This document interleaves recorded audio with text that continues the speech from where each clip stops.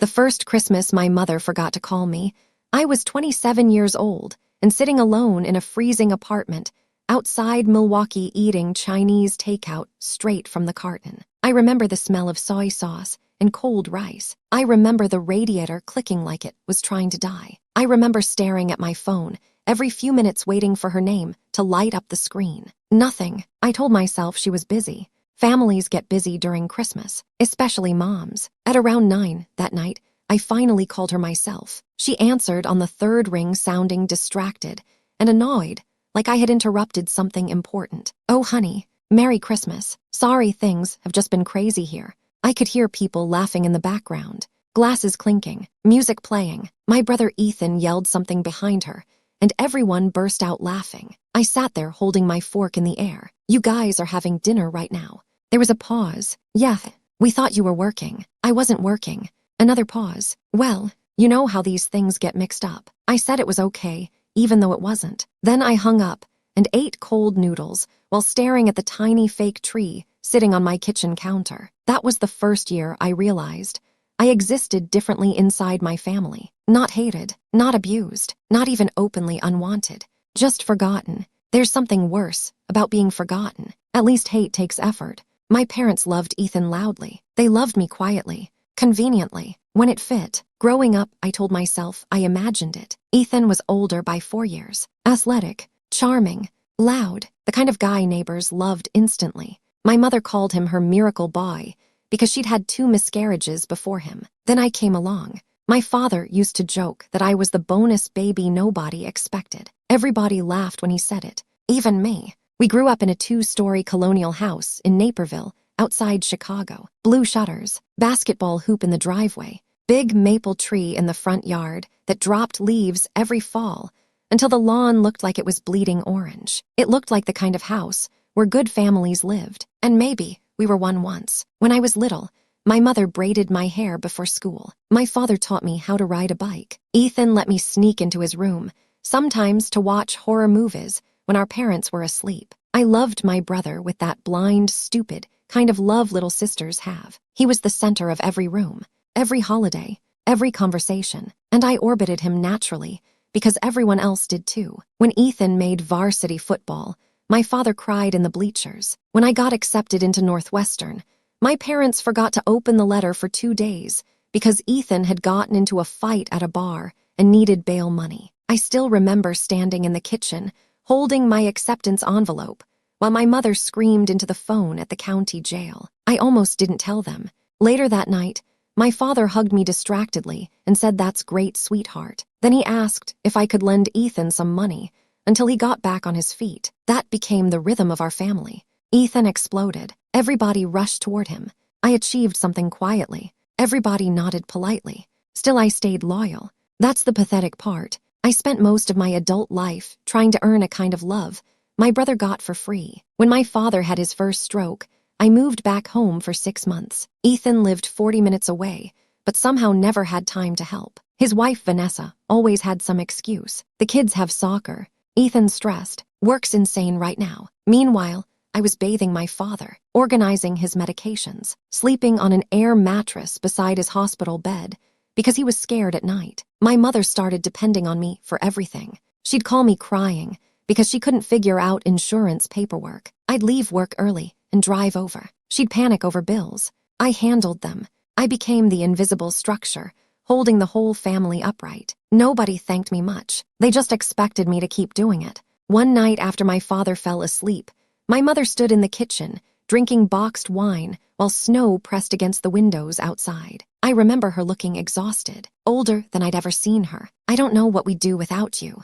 That sentence wrecked me more than it should have, because I spent my whole life starving for scraps like that. I actually went upstairs afterward and cried in the bathroom. That's how little it took. Years passed like that. Ethan drifted in and out whenever it benefited him emotionally or financially. He always arrived loud and affectionate, hugging everybody, telling stories, acting like the devoted son. Then he disappeared again once the hard part started. But somehow, my parents still worshipped him. My father would sit in his recliner talking about Ethan's business ideas like he was some genius entrepreneur, instead of a man who changed careers every 8 months and borrowed money constantly. Vanessa made it worse. She was beautiful in a polished, exhausting way. White teeth, blonde highlights, designer purses they couldn't afford. She treated family like networking.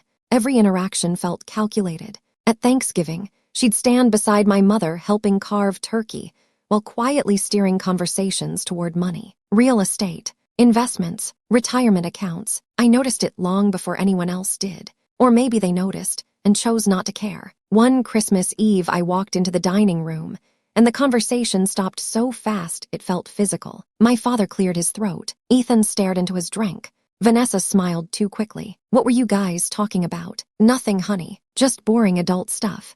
I was 33 years old, but somehow I was still treated like a child, standing outside a locked room. Later that night, I found documents spread across my father's office desk. Trust paperwork, property records. I only glanced at them before my mother walked in sharply and covered everything with a folder. You shouldn't snoop. I wasn't snooping. The door was open. She looked nervous. It's just estate planning. I remember this strange cold feeling settling into my stomach. Not fear exactly, more like instinct. Like my body knew something my mind didn't want to admit yet. Still, I ignored it. Because people ignore things when the truth threatens the only family they have. Then my father got sick for real. Pancreatic cancer. Stage 4. The kind where doctors already sound apologetic before they even finish the sentence. Everything became hospitals after that. White hallways, coffee machines humming at midnight, the smell of disinfectant stuck inside my clothes. I practically moved into his hospital room. My mother started unraveling emotionally. Ethan visited more often then, but mostly for appearances. He'd stay an hour, post vague emotional things on Facebook about cherishing family, then leave. One night, my father grabbed my wrist while machines beeped softly around us. Take care of your mother. I said I would. Then he looked toward the window for a long time before speaking again. You know your brother needs more help than you do, even half sedated, even dying. Still, Ethan, I felt something crack inside me quietly, not dramatically, just a tiny clean break. I asked him what he meant. He sighed heavily. You've always been stronger. That sentence haunted me for years, because strength became the excuse for every unfair thing they ever did to me. You're stronger. You'll understand. You don't need as much. You'll be okay. Strong people become emotional storage units for weak families. Everybody dumps pain into them, then walks away lighter. My father died in February while freezing rain hit the hospital windows. I was holding his hand when it happened. Ethan wasn't there yet. Traffic. That's what he said afterward. Traffic. At the funeral, my brother stood at the podium, crying so hard people in the church cried with him. He talked about Dad teaching him baseball, Dad believing in him, Dad being his hero. Everybody kept hugging Ethan afterward. Poor Ethan. Poor son. Meanwhile, I stood beside my mother greeting guests like hotel staff. I don't even remember most of the funeral. Just fragments. The smell of lilies. Vanessa fixing Ethan's tie before the service. My mother staring blankly at the casket. Snow melting off people's shoes on a church floors. A week later, my mother asked me to stay with her a while because she couldn't handle being alone in the house. So I did. Of course I did. I cooked meals, paid bills, cleaned out my father's closet, while my mother cried into tissues at the kitchen table. Ethan visited, less once the funeral ended. Life got busy again. But suddenly, Vanessa started appearing more often. Too often. She'd sit with my mother drinking coffee, whispering for hours behind closed doors. Every time I entered the room, conversations stopped. One afternoon, I came home from the grocery store and found Ethan in my father's office carrying boxes. What are you doing? Just organizing stuff. Why? Mom asked me to. I noticed folders missing from the filing cabinet. Important ones. Trust documents, tax records, property papers. Something inside me tightened again. That same instinct. That same cold. A month later, my mother announced we were having a family meeting. The phrase itself sounded strange. Corporate. Formal. We sat around the dining room table, where we used to eat birthday cake and argue about movies. Now there were folders laid neatly beside coffee cups. Vanessa sat beside Ethan like his attorney. My mother looked exhausted, but strangely determined. She cleared her throat. Your father made some decisions before he passed. Already my chest felt tight. Ethan avoided looking at me. Mom continued talking carefully, like she'd rehearsed this. The house and primary assets were transferred into Ethan's name last year. I honestly thought I misheard her. Transferred? What? Your father believed Ethan needed stability for his family. I laughed, actually laughed, because sometimes pain arrives wearing such an absurd face your brain rejects it. You're kidding. Nobody answered. I looked at Ethan. You knew about this. He rubbed his forehead. Claire, don't make this ugly. Ugly? That word detonated inside me. I spent years taking care of Dad, while you vanished every time things got hard. I moved home for you people. I gave up promotions, relationships, my entire damn life. Mom started crying immediately. Vanessa jumped in calmly. Your father appreciated everything you did. Then why did he leave me nothing? You got Dad's life insurance payout, $5,000. That's what they gave me after an estate worth nearly $3 million. The house alone was worth over 1.2. I stared at my mother, waiting for her to say this was some mistake. Instead, she whispered, your brother has children. Like that explained everything. Like my existence counted less because I never married. I couldn't breathe properly. It felt like somebody had reached inside my chest and scooped out something vital. I looked around the room I grew up in. Christmas dinners, birthday candles, family game nights. Every memory suddenly looked staged, like I'd spent my entire life as a side character in someone else's family. Then Ethan said the sentence I still hear in my nightmares. You always land on your feet anyway. I left the house, shaking so badly, I almost hit another car backing out of the driveway. I sat in a Walgreens parking lot for 2 hours, staring at the steering wheel. My mother called 7 times. I never answered. After that, everything got uglier fast. I hired an attorney named Diane Porter. Mid-50s, sharp eyes, no patience for emotional nonsense. We sat in her office, surrounded by leather chairs and cold modern art, while she read through the paperwork. Your father transferred ownership 18 months before death. Legally, that's difficult to challenge, unless coercion or fraud can be proven. Did he know what he was signing? Possibly, but proving otherwise is expensive. I asked if my mother knew. Diane looked at me carefully. I think your mother absolutely knew. That hurt more than Ethan somehow, because mothers are supposed to love daughters differently. Not equally maybe, but deeply, instinctively. I started replaying my entire life, searching for evidence, and suddenly it was everywhere. Ethan wrecked 2 cars before 21. My father bought him a 3rd. I paid for my own college books, working double shifts at a coffee shop. Ethan borrowed $30,000 for a failed brewery idea. Nobody expected repayment. When I asked for help during a rough patch after my divorce, my mother suggested budgeting apps. The favoritism had always existed. I just kept translating it into excuses, because children will crawl through emotional glass before admitting their parents love somebody else more. The lawsuit dragged on almost 2 years. It poisoned everything. Depositions, bank records, medical evaluations. Family friends stopped calling because nobody wants to stand near a family war. It scares people, makes them wonder what waits inside their own homes. My mother testified that my father made the decision willingly. Ethan testified that I was emotionally unstable after Dad's death. Vanessa testified that I had always been jealous of Ethan. That one almost made me laugh. Jealous? I wasn't jealous of Ethan. I wanted what he already had naturally, to feel chosen. That's different. One afternoon, Diane called me sounding unusually serious. We found something. I drove to her office in sleeting rain, gripping the steering wheel so hard my hands cramped. She slid documents across the desk. 3 years before my grandfather died, he'd created an educational trust for me specifically, almost $400,000. My parents had dissolved it quietly after gaining control of the estate, transferred portions into joint family accounts, some into Ethan's business. I stared at the paperwork, feeling physically numb. My grandfather adored me. He used to take me fishing every summer in Wisconsin. He called me Bug because I collected lightning bugs in jars when I was little. He wanted me protected, and my parents stole it. Not accidentally, not legally. Stole it. I actually threw up in Diane's office bathroom. After that, something changed in me permanently.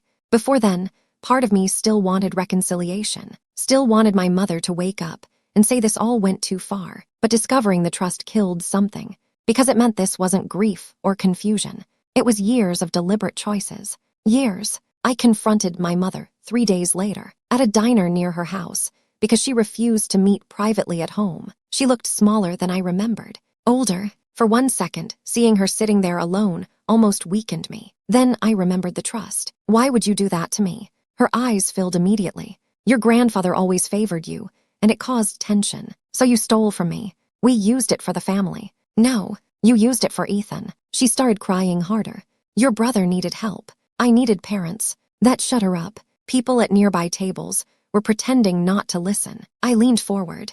Did you ever love me the same way? She looked devastated by the question, but she never answered it. Not really. She just whispered, you were always so independent. Again, always the same excuse. Strong, independent, capable, as if love should shrink according to competence. The court eventually forced partial repayment from the stolen trust. Not the house, not the estate, just part of the trust money. By then, legal fees had burned through most of it anyway. Ethan stopped speaking to me completely after the ruling. Vanessa sent me one final text. I hope this was worth losing your family. I stared at that message for a long time, because the horrifying truth was this. I lost my family long before the lawsuit. The lawsuit just exposed the body. After everything collapsed, I moved to Connecticut for work. New city, new apartment, new routines. I tried dating again briefly, but trust felt impossible. Every relationship turned me suspicious. If your own mother can smile while stealing from you,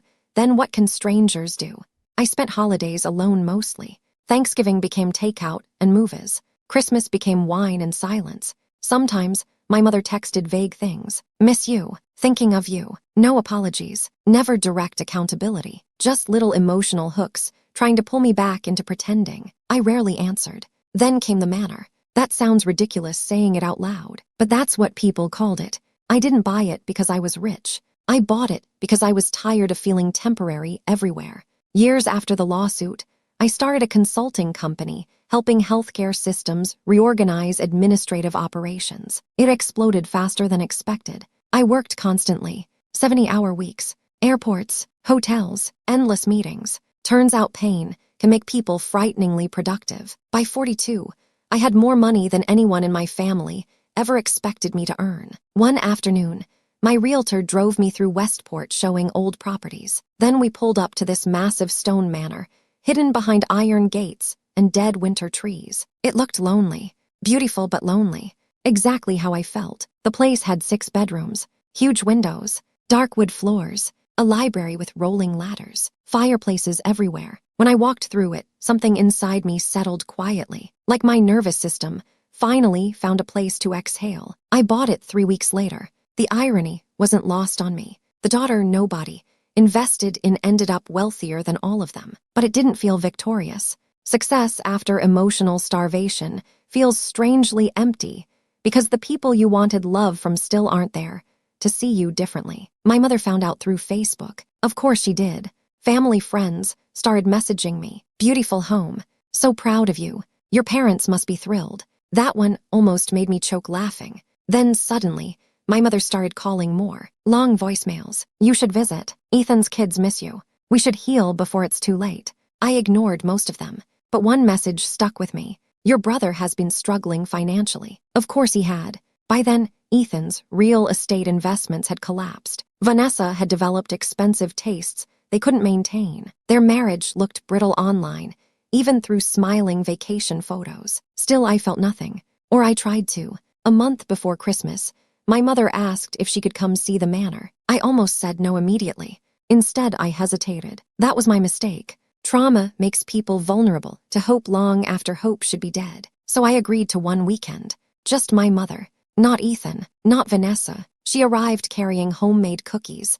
and looking frailer than I remembered. Gray hair now. Smaller shoulders. For the first few hours, things almost felt normal. We drank coffee in the kitchen, while snow fell outside huge glass windows. She walked through the house touching things carefully. You built all this yourself. Something bitter moved through me. Nobody gave it to me, if that's what you mean. She flinched. Good. That night, we sat beside the fireplace, drinking wine quietly. Then she started crying. Real crying. I got so much wrong with you.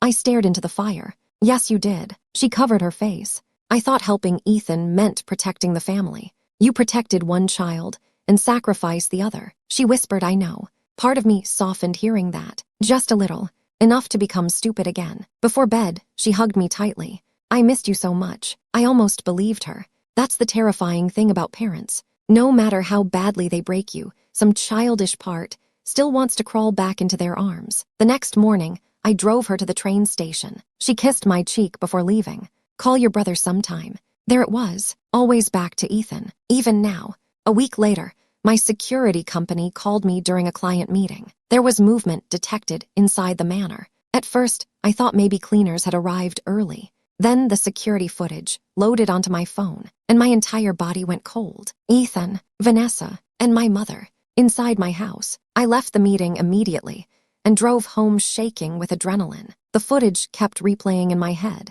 Ethan opening drawers, Vanessa carrying jewelry boxes, my mother standing near the kitchen island looking nervous. I felt physically sick. Not again, please not again. By the time I arrived, police cars were already outside the gates. Apparently, neighbors saw the alarm response and called too. I walked inside hearing raised voices echoing through my foyer. Then I saw them, my family, standing beneath the chandelier while officers questioned them. Ethan looked furious. Vanessa looked pale. My mother wouldn't look at me at all. The officer approached me. Ma'am, do you know these individuals? I almost laughed at the question. Yes, unfortunately. Ethan stepped forward immediately. Tell them this is a misunderstanding. Really? Because it looks exactly how it looked 10 years ago when you stole from me. His face darkened. Mom said we could come. I turned toward her slowly. You gave them access codes. She burst into tears instantly. I just wanted everyone together for Christmas. That sentence hit me like acid.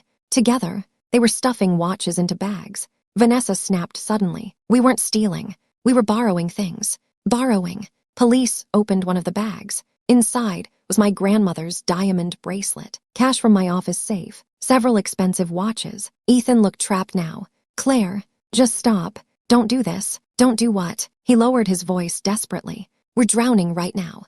I stared at him. For one split second, I saw the little boy who used to let me watch horror movies in his room. Then I remembered every betrayal layered over decades. You already drowned me once. My mother started sobbing harder. Please don't press charges. The officer quietly asked if I wanted to proceed. And honestly, that was the hardest moment. Not because I doubted what they did, because some stupid, broken part of me still wanted a family afterward. Even then, even standing there watching my own mother cry inside the home I built from ashes they created, I realized healing never fully kills hope. It just teaches you to suffer through it quietly. I looked at Ethan. He actually seemed ashamed now. Not manipulative, not angry, just ashamed, maybe for the first time in his life. Then Vanessa grabbed his arm and whispered something sharp, and instantly, his face hardened again. There he was, the same man who let everyone else absorb consequences for him. I told the officer yes, press charges.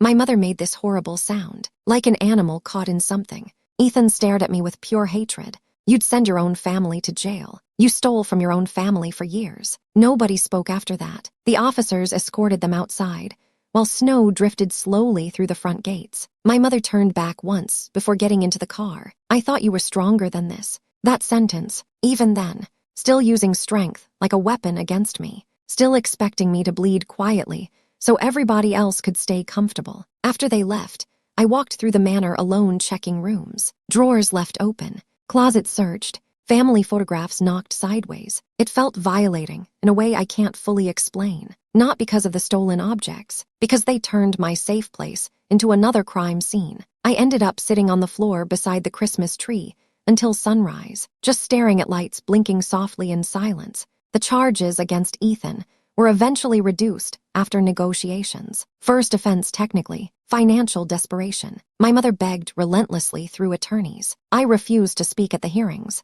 I had nothing left to say. Vanessa filed for divorce 6 months later. Apparently financial collapse and criminal charges ruined the marriage aesthetics. Ethan moved into a small apartment somewhere outside Aurora. We haven't spoken since. My mother still sends birthday cards sometimes. Short little notes. Love you forever. Miss my daughter. No accountability. No truth. Just emotional smoke trying to cover ruins. I keep the cards in a kitchen drawer, unopened now. Not out of anger anymore. Just exhaustion. People think betrayal explodes loudly. Screaming, slamming doors, big dramatic moments. Sometimes it does, but the worst betrayals happen quietly over years. Tiny cuts, tiny choices, tiny exclusions. Until one day, you realize the people you would die for only loved you in ways convenient for them.